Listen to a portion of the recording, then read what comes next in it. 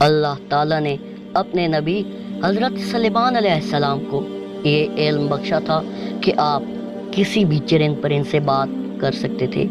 تو ایک دفعہ حضرت سلیمان علیہ السلام نے ایک چیونٹی سے پوچھا کہ تم 1 سال کی مدت میں کتنا کھاتی ہو؟ تو اس چیونٹی نے کہا کہ صرف 3 دانے۔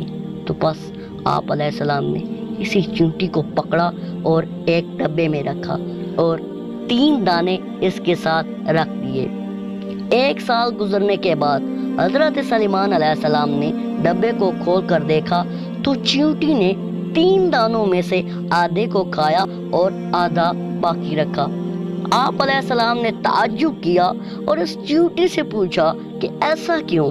تو چیونٹی نے کہا کہ جب میں آزاد تھی تو مجھے اطمینان تھا کہ اللہ تعالیٰ مجھے روزی عطا فرمائے گا اور ہم کو فراموش نہیں کرتا، لیکن جب آپ نے مجھے اس ڈبے میں رکھا تو مجھے یہ خوف تھا کہ آپ کہیں مجھے فراموش نہ کر جائیں۔ بس اسی احتیاط کی وجہ سے میں نے کھانے میں احتیاط کی تاکہ پورا سال میں اپنی غذا کھا پاؤں۔